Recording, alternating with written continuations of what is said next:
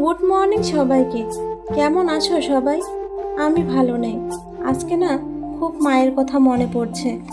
মনে পড়ে মা বলতো, আগে বিয়েটা হোক, তারপর তো মায়ের মূল্যটা বুঝবি।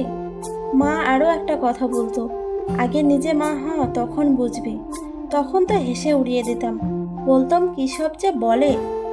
মা আমাদের একটুতেই বকা দেয়, ঠিক সময়ে কেন খাসনি, জিনিসগুলো এভাবে ছড়িয়ে রেখেছিস কেন, এত রাত পর্যন্ত মোবাইল টিপছিস কেন।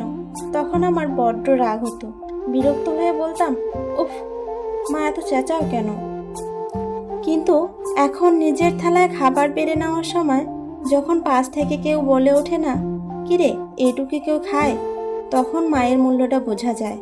বোঝা যায় মা শুধু একটা সম্পর্ক না, মা হলো একটা অভ্যাস, মা হলো ভালোবাসা। যখন সাথে থাকে তখন আমরা তার গুরুত্ব বুঝতে পারি না, আর যখন কাছে থাকে না তখন সমস্ত ছোট বড় বিষয় মাকেই মনে পড়ে।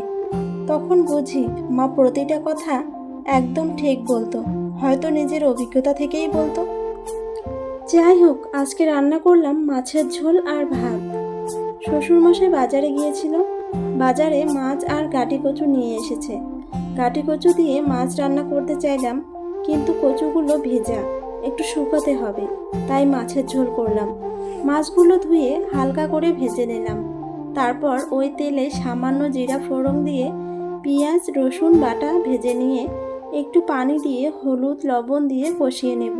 লঙ্কার গুঁড়াও দিয়েছি, কাঁচা লঙ্কা আমার মাছের ঝোলে খেতে ভালো লাগে না।